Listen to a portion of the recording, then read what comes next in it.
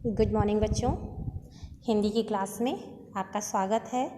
कल हमने बेटा कहानी पढ़ी थी, वो आधी रह गई थी, तो बाकी का आधा हम आज पढ़ते हैं। चलिए स्टार्ट करते हैं। मुकदमे की नकल ले आए। नाजिर और मुहत्तमिम सभी कहते थे, नकल नहीं मिल सकती। कोई 50 मांगता, कोई 100। यहाँ बेपैसे कौड़ी नकल उड़ा दी।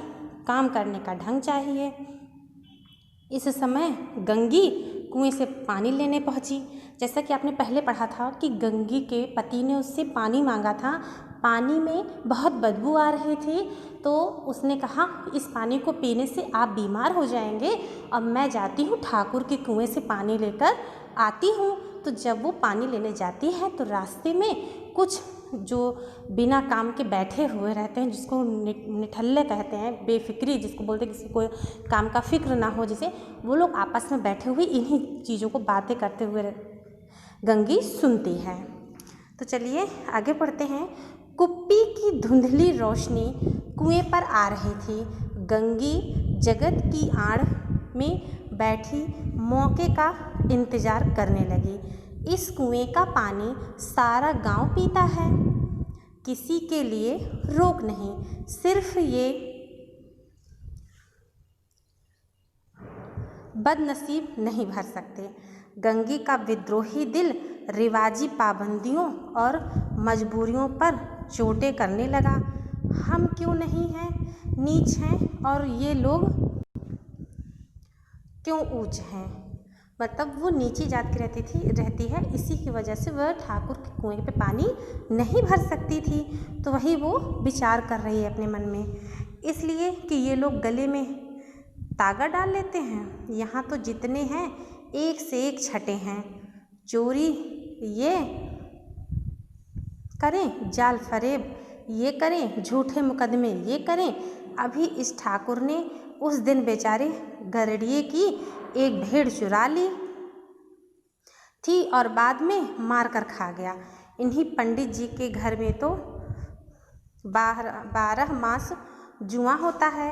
यही साहू जी तो घी में तेल मिलाकर बेचते हैं, काम करा लेते हैं, मजूरी देते नानी मरती हैं। किस बात में हैं हमसे ऊंचे, चिल्लाते नहीं कि हम ऊंचे हैं, हम ऊंचे हैं। कभी गांव में आ जाती हूँ तो रस भरी आँखों से देखने लगते हैं। सबकी छाती पर सांप लौटने लगता है, परंतु घमंड यह है कि हम ऊंचे हैं।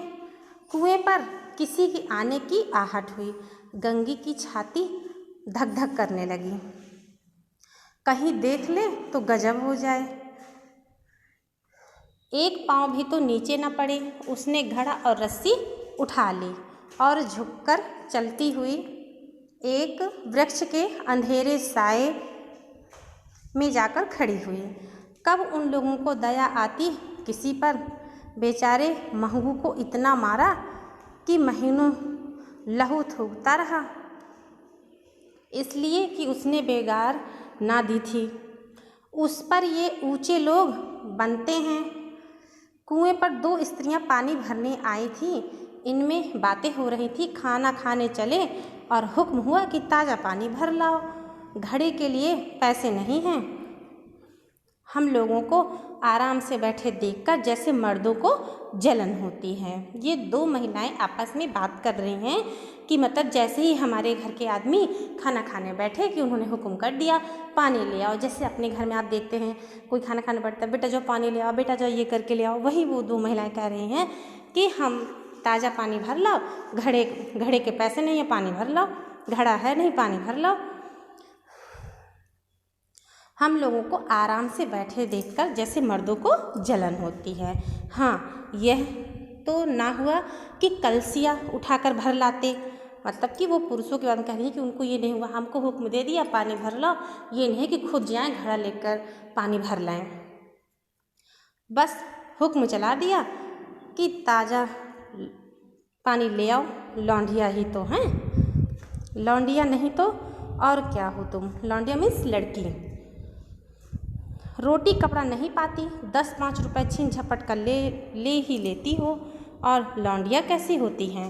मत लजाओ दीदी, छिन भर आराम करने को जी तरस तरस कर रह जाता है।